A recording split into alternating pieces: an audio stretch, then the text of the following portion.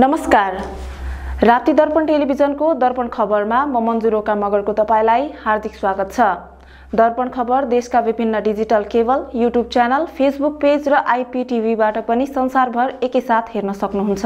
खबर सुरु गरौं प्रमुख खबरका शीर्षकहरूबाट। मुक्त कमलहरीहरूले पाउँदै आएको छात्रवृत्ति तथा छात्रावास सुविधा नरोक्न मुक्त कमलहरी विकास मञ्चको माग।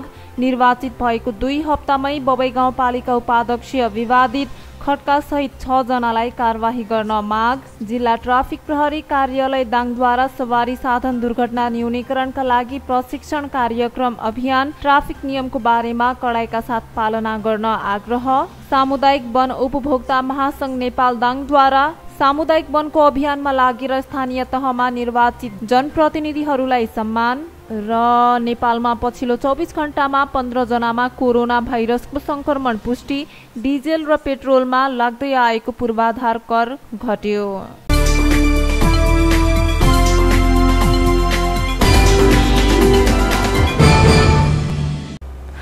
अब खबर विस्तारमा। पछिल्लो 24 घण्टामा 15 जनामा कोरोना भाइरसको संक्रमण पुष्टि भएको छ।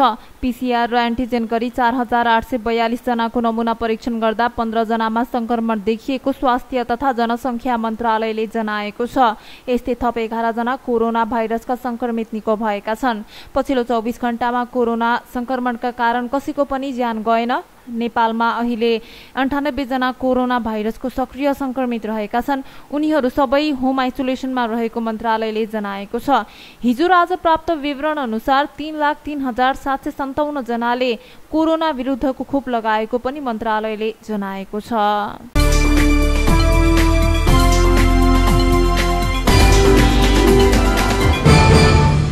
दाङमा सवारी साधन दुर्घटना न्यूनीकरणका लागि ट्राफिक प्रहरीले बसका चालक, सहचालक र यात्रुहरूलाई प्रशिक्षण कार्यक्रम चलाएको छ। सडकमा गाडीहरू रोकेर आवश्यक कागजपत्र जाँच गर्ने प्राय प्रहरीले बस भित्रै गएर यात्रुहरूलाई ट्राफिक नियमका बारेमा जानकारी गराउने गरेको हो।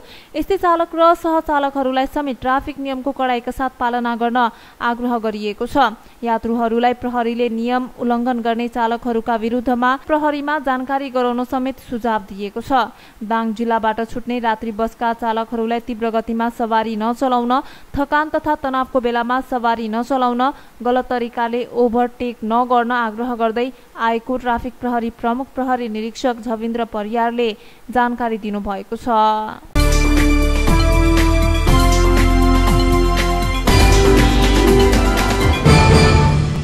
2077 असोज 20 गतेको प्रदेशसभा बैठकले 5 नम्बर प्रदेशको स्थायी राजधानी दाङ र नाम लुम्बिनी प्रदेश राखेको झण्डै 20 महिना बितिसकेको छ।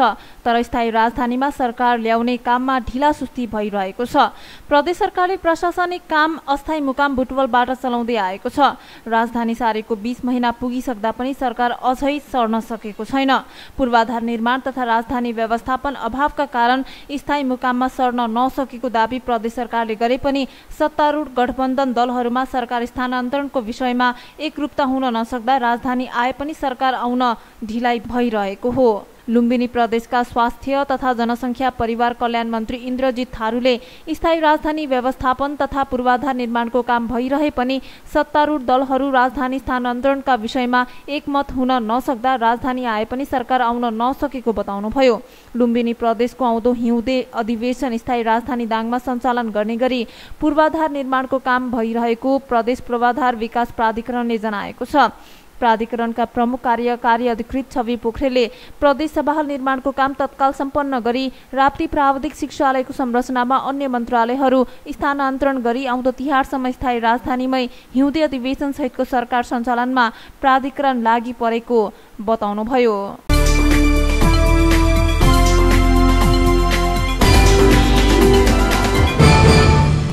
रोल्पाको सुनसहरी गाउँपालिका वडा नम्बर 3 मौलावनमा रहेको चौबारी कुइपाधारा प्राविको छानो हावाहुरीले उडाएको 1 महिना बित्यो। नयाँ शैक्षिक सत्र सुरु भइसकेको छ तर हावाहुरीले उडाएको छानो अझै निर्माण हुन सकेको छैन। गत वैशाख 16 गते आएको हावाहुरीले विद्यालयको छानो उडाएको थियो भने वर्षाका कारण विद्यालयको भवन समेत भत्किएको छ। समयमै विद्यालयको छानो नबन्दा विद्यार्थीहरूलाई शास्ति भएको छ। वर्षा सुरु भए पनि विद्यालयको छानो नबन्दा विद्यार्थी र शिक्षकहरू मर्कामा परेका गरेका छन्। चुनावले गर्दा समयमै मर्मतको काम गर्न नसकिएको विद्यालय व्यवस्थापन समितिका अध्यक्ष तेसन घरती मगरले बताउनुभयो। कक्षा 1 देखि 5 सम्म रहेको उक्त विद्यालयमा 114 जना विद्यार्थीहरूले अध्ययन गर्दै आएका छन्। विद्यालय मर्मतका लागि गाउँपालिकामा पहल भएको थियो। गाउँपालिकाले उपभोक्ता समिति गठन गरेर पठाउन भनेपछि उपभोक्ता समिति गठन गरेर पठाइएको विद्यालयका प्रधानाध्यापक बसन्ता पोखरेलले जानकारी दिनुभयो।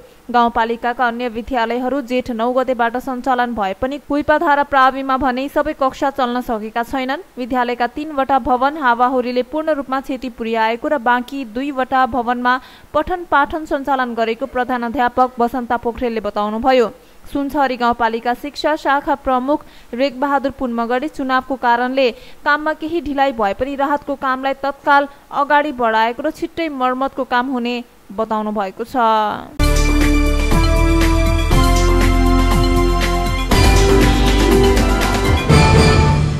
पश्चिम दाङको बबई गाउँपालिकाका उपाध्यक्ष बमकुमारी खड्का विवादित बनेकी छिन्। निर्वाचित भएको 2 हप्ता नबित्दै उनी नेपाली कांग्रेस पार्टीभित्रबाट विवादित बनेकी हुन्। नेपाली कांग्रेसबाट गाउँपालिकाको उपाध्यक्षमा निर्वाचित खड्काले कार्यपालिका सदस्य निर्वाचनमा एमालेलाई सघाएको आरोप लगाउँदै नेपाली कांग्रेस बबईले उपाध्यक्ष सहित 6 जनालाई कार्यवाहीको माग गर्दै जिल्ला पार्टी कार्यालयमा सिफारिस गरेको छ। गत जेठ 15 गते भएको बबई गाउँपालिकाको कार्यपालिका सदस्यको निर्वाचनमा अन्तर्घात गरेको आरोप लगाउँदै उपाध्यक्ष खड्का सहित 6 जनालाई साधारण सदस्य नरहने गरी कार्यवाहीको माग गर्दै नेपाली कांग्रेस बबईले जिल्ला कार्य समितिमा सिफारिस गरी पठाएको एक नेताले जानकारी दिएका छन्। कार्यपालिका सदस्यमा पराजित नेपाली कांग्रेसका उम्मेद्वारले निर्वाचनमा उपाध्यक्ष र अन्य 2 जनाले रुखमा भोट नहाली सूर्य चिन्हमा भोट हालेको र अन्यले सूर्य चिन्हमा भोट हाल्न सहयोग गरेको आरोप लगाउँदै कार्यवाहीको लागि सिफारिस गरिएको छ। स्थानीय तहको निर्वाचनमा कांग्रेसबाट निर्वाचित उपाध्यक्ष खड्का सहित वडा नम्बर 3 की दलित महिला सदस्य मीन कुमारी विक, क्षेत्रीय प्रतिनिधि परशुराम भूषाल, क्रियाशील सदस्य सेवेन्द्र देवकोटा, क्रियाशील सदस्य नरबहादुर परियार, क्षेत्रीय प्रतिनिधि उर्मिला बस्याललाई पार्टीको साधारण सदस्य नरहने गरी कार्यवाही गर्न माग गरिएको छ। गत वैशाख 30 गते भएको स्थानीय तह निर्वाचनमा बबई गाउँपालिकाको अध्यक्ष र उपाध्यक्ष सहित 37 जना निर्वाचित मध्ये कांग्रेसबाट अध्यक्ष उपाध्यक्ष सहित 20 र एमालेबाट वडाध्यक्ष सहित वडा सदस्य गरी 17 जनाले जितेका थिए। निर्वाचित जनप्रतिनिधिहरूको संख्यात्मक तुलनामा एमाले भन्दा कांग्रेसको धेरै भए पनि कार्यपालिका सदस्य निर्वाचनमा एमालेका उम्मेद्वार निर्वाचित भएका छन्, जसले गर्दा बबई गाउँपालिकाको कार्यपालिकामा एमालेको बहुमत पुगेको छ।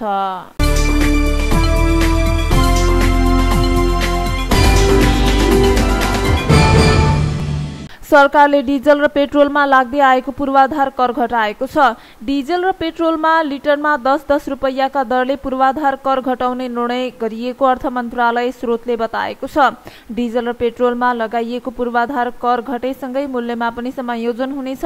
त्यस्तै पछिल्लो पटकको मूल्य वृद्धिपछि पेट्रोलमा सरकारले 1 लिटरमा लिने कर 63 रुपैयाँ 23 पैसा पुगेको थियो। यस्तै डिजलमा 45 रुपैयाँ 91 पैसा कर लाग्छ भने मट्टीतेलमा 13 रुपैयाँ 66 पैसा कर लाग्छ। यस्तै खाना पकाउने ग्यासमा 327 रुपैयाँ 37 पैसा राजस्व सरकारले उठाउने गरेको छ भने हवाई इन्धन आन्तरिकमा 23 रुपैयाँ 32 पैसा र बाह्यतर्फ 2 रुपैयाँ 51 पैसा कर लाग्छ। सरकारी भन्सार शुल्क कर र मूल्य स्थितीकरणको शुल्क सबै पेट्रोलियम प्रोडक्ट भन्सार बिन्दुमै लाग्छ। यस्तै डिजल र पेट्रोलमा सडक मर्मत, प्रदूषण शुल्क, पूर्वाधार कर अतिरिक्त लाग्छ। यसरी करकै कारण भारतीय आयल कर्पोरेसनसँग 117 रुपैयाँ 18 पैसामा खरिद गरेको पेट्रोलमा 63 रुपैयाँ 23 पैसा थप हुन्छ। यस्तै पेट्रोलमा 15 रुपैयाँ 17 पैसा ढुवानी प्राविधिक नोक्सानीमा थप हुँदा निगमको लागत पेट्रोलमा 194 रुपैयाँ पुग्छ। यस्तै 134 रुपैयाँ 54 पैसामा किनेको डिजेलमा सम्पूर्ण सरकारी राजस्व 45 रुपैयाँ 91 पैसा थप हुन्छ भने अन्य नोक्सानी र ढुवानीको खर्च लिटरमा 7 रुपैयाँ थप हुन्छ, जसका कारण डिजेलको लागत 189 रुपैयाँ 82 पैसा पुगेको निगमले जनाएको छ।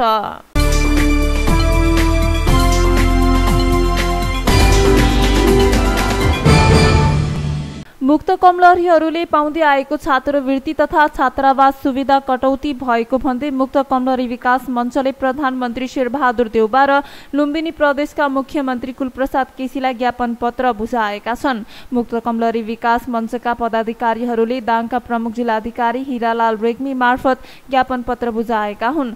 कक्षा 12 सम्म अध्ययन गरिरहेका छात्रहरूलाई छात्रवृत्ति सुविधा प्राप्त गरे पनि आर्थिक वर्ष 2079-80 को बजेटमा छात्रवृत्ति सुविधा तथा छात्रावासमा खाने बस्ने सुविधा कटौती भएकोमा चिन्ता व्यक्त गर्दै सुविधा रोकिँदा शिक्षालाई निरन्तरता दिन नसक्ने अवस्था आएको मुक्त कमलरी विकास मञ्चका कार्यवाहक अध्यक्ष हरिमाया चौधरीले बताउनु भएको छ।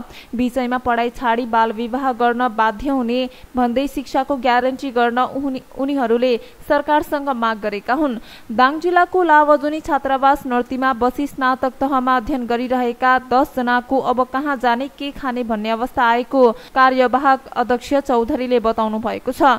केही मुक्त कमलरीहरू अभिभावक नभएकै कारण कमलरीहरू अन्तिम परीक्षाको तयारी गर्नुपर्ने समयमा कहाँ बस्ने र के खाने भन्ने चुनौतीपूर्ण अवस्थामा पुगेको उहाँको भनाइरहेको छ। 2078 असार मसान्त पश्चात खाना बस्नको स्पष्ट प्रबन्ध नभएमा अध्ययन गरिरहेका 10 जना मुक्त कमलरीहरू घर न घाटको हुने अवस्थामा रहेको मुक्त कमलरी विकास मञ्चका कानूनी सल्लाहकार फकला थारूले बताउनु भएको छ। यसको उचित सम्बोधन नहुने हो भने मुक्त कमलरीहरू पुनः कमलरी बस्न जानुपर्ने बाध्यात्मक परिस्थिति सिर्जना हुने उहाँको भनाइरहेको छ। मुक्त कमलरीका हक अधिकार र सवालहरूको सम्बोधनका लागि 3 तहका सरकार बीचको समन्वयको अभावमा अन्योलता रहेको थारूले बताउनुभयो। नेपाल सरकार र मुक्त कमलरी बीच 2077 जेठ 24 गते भएको 10 बुँदे सम्झौताको यथोचित रूपमा कार्यान्वयनका लागि प्रदेश सरकारले सहजीकरण गर्नुपर्ने माग राखिएको छ। सम्पूर्ण मुक्त कमलरीहरूलाई तत्काल परिचय पत्रको व्यवस्थाका लागि सहजीकरण गर्नुपर्ने, मुक्त कमलरीका लागि प्रदान गरिँदै आएको छात्रवृत्ति स्नाकोत्तर तहसम्म व्यवस्था गरी समयानुकूल वृद्धि गर्न प्रदेश सरकार मार्फत पहल गर्नुपर्ने, घरवास नभएका मुक्त कमलरीलाई स्नाकोत्तर तहसम्मै छात्रावासमै बस्न पाउने व्यवस्था गरिनुपर्ने, दाङको लावाजुनी मुक्त कमलरी छात्रावासमा रहेका 10 जनाको तत्काल खाना बस्नको व्यवस्था गर्नुपर्ने, मुक्त कमलरीहरूलाई शिक्षा, सिप, रोजगार र जमिन सहितको पुनर्स्थापनाका लागि मुक्त कमलरी पुनर्स्थापना आयोग गठन गरी उनीहरूको पुनर्स्थापना गर्नुपर्ने माग ज्ञापन पत्रमा समेटिएका छन्। साथै मुक्त कमलरीहरूको पुनर्स्थापना लक्षित बजेट तथा कार्यक्रम लागू गर्नुपर्ने, अझै पनि कमलरी राख्ने क्रम जारी भएका विषयहरू सार्वजनिक हुने गरेको पाइएकाले प्रदेश तथा स्थानीय सरकार मार्फत सो अनुगमन गरी कानूनी दायरामा ल्याई कारबाही गर्नुपर्ने माग ज्ञापन पत्रमा उल्लेख गरिएको छ।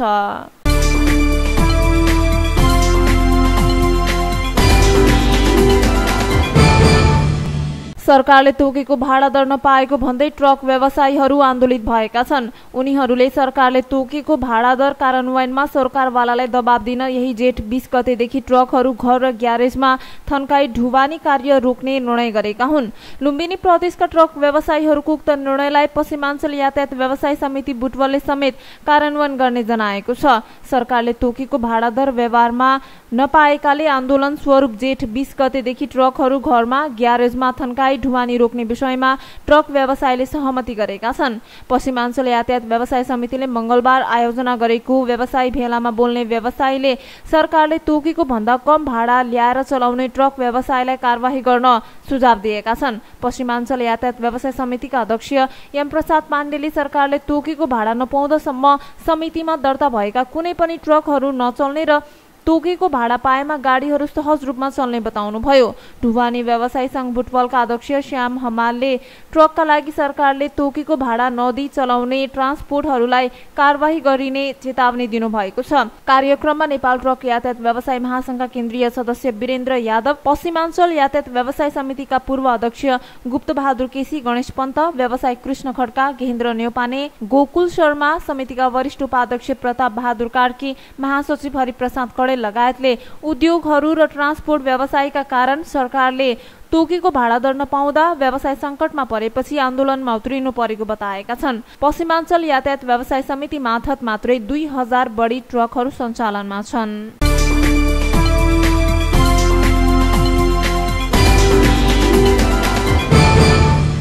क्यू उपएक नेपाल जिल्ला कमिटी दाङले तुलसीपुर उपमहानगरपालिकाका मेयर टीकाराम खड्का र उपमेयर स्यानी चौधरीलाई बधाई तथा स्वागत सम्मान गरेको छ।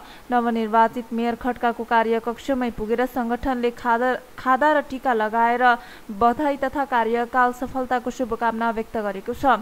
संगठनका जिल्ला अध्यक्ष कमल विकको नेतृत्वमा गएको टोलीले सो अवसरमा मेयर खड्कालाई श्रम डेस्क कार्यविधि समेत हस्तान्तरण गरेको छ। औपचारिक तथा अनौपचारिक र स्वरोजगार क्षेत्रमा कार्यरत श्रमिक मजदुरहरूको हक र अधिकारलाई सुनिश्चित गर्ने उद्देश्यका साथ स्थानीय सरकारमा श्रम डेस्क सञ्चालन 2078 को कार्यविधि हस्तान्तरण गरिएको अध्यक्ष विकले जानकारी दिनुभएको छ। संगठनले स्थानीय पालिकामा श्रम डेस्क कार्य सञ्चालनका लागि देशभरका स्थानीय तहमा उक्त कार्यविधि बुझाउने अभियान अन्तर्गत तुलसीपुरमा पनि बुझाइएको उहाँले बताउनु भएको छ। उहाँका अनुसार जिल्लाका अन्य पालिकामा पनि कार्यविधि बुझाउने तयारी भइरहेको छ। तुलसीपुरमा कार्यविधि बुझ्दै मेयर खड्काले श्रम डेस्क कार्य सञ्चालनका लागि प्रयास गर्ने आश्वासन दिनुभएको छ।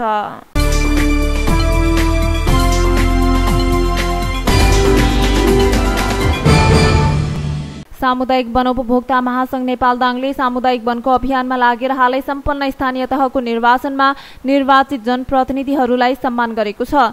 सामुदायिक वन उपभोक्ता महासंघको 27औं स्थापना दिवसको अवसर पारेर बुधबार घोराहीमा गरेको कार्यक्रममा उनीहरूलाई सम्मान गरिएको हो।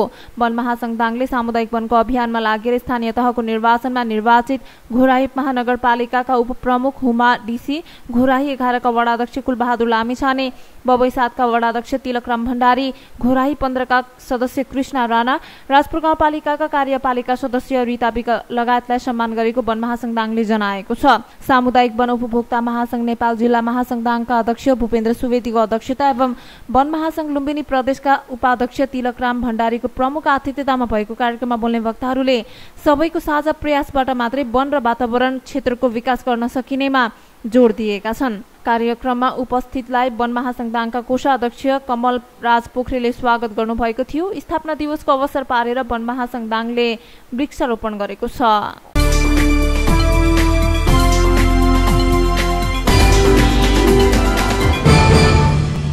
सत्तारूढ दलहरूले आगामी कार्तिक अन्तिम साता व मंसिर पहिलो साता प्रतिनिधि सभा र प्रदेश सभाको निर्वाचन गर्ने गरी छलफल अघि बढाएका छन्। मंगलबार प्रधानमन्त्रीको सरकारी निवास बालुवाटारमा बसेको बैठकमा कार्तिक अन्तिम साता व मंसिर पहिलो साता निर्वाचन गर्ने गरी प्रस्ताव आएको बैठकमा सहभागी नेकपा माओवादी केन्द्रका नेता नारायण काजी श्रेष्ठले जानकारी दिनुभएको छ। 2074 साल मंसिर 10 गते र 21 गते 2 चरणमा निर्वाचन भएको थियो। यद्यपि निर्वाचित सांसदहरूले फागुन 20 गते मात्र शपथ ग्रहण गरेकाले त्यही दिनदेखि 5 वर्षको कार्यकाल गणना हुन्छ।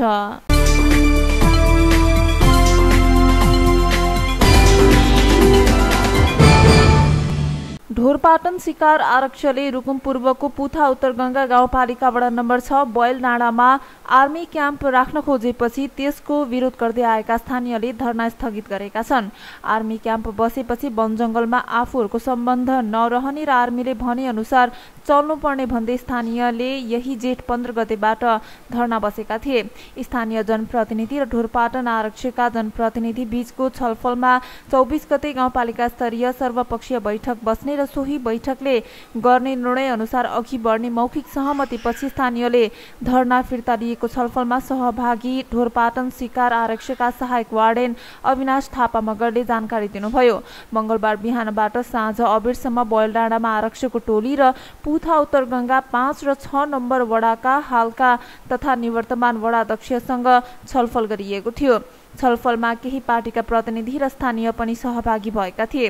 पुथा उत्तरगंगा गाउँपालिका वडा नम्बर 6 को बयलडाँडामा ढोरपाटन स्वीकार आरक्षले आर्मी क्याम्प बनाउन भनेर यही जेठ 12 गते राति डोजर लगाएर जमिन खन्न सुरु गरेको थियो। त्यस लगत्तै जेठ 13 गतेका दिन वडामा रहेको सामुदायिक वन सरकार समितिले त्यसको विरोध गर्दै विज्ञप्ति निकालेको थियो। 13 गतेको दिन तकसेरामा आर्मी क्याम्प राख्ने पक्षमा रहेको र विरोध जनाएकाहरूसँगै सम्बन्धित सरकारवाला पक्षसँग छलफल गर्दा पनि कुनै सहमति हुन सकेन। सो छलफलबाट सहमति नजुटेपछि 15 गते साँझबाट स्थानीयले धरना नै सुरु गरेका थिए। त्यसै दिन आरक्षबाट सहायक वार्डेन थापा मगर र दुर्गा बक्स गुल्मका उपसेनानी सहितको टोली बयलडाँडामा सङ्ख्यामा आएको थियो। सोही टोलीलाई बलडाँडा प्रवेश गर्न पनि स्थानीयले केही बेर अवरोध गरेका थिए।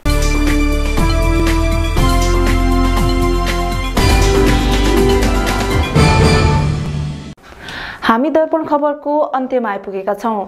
खबर सक्नु अघि प्रमुख खबरहरू पुनः एकपटक।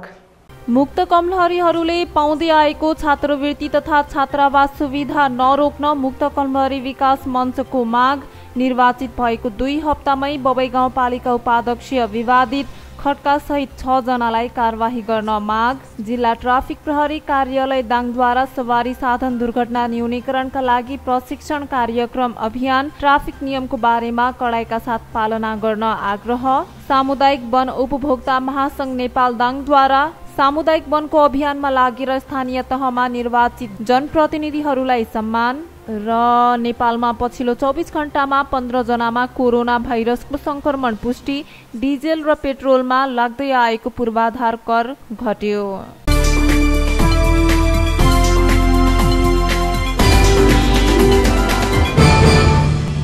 हवस् त दर्पण खबर अहिलेलाई यति नै। समाचार कक्षका सम्पूर्ण सहकर्मीहरूसँगै म मन्जु रोका मगरलाई पनि बिदा दिनुहोस्। नमस्कार।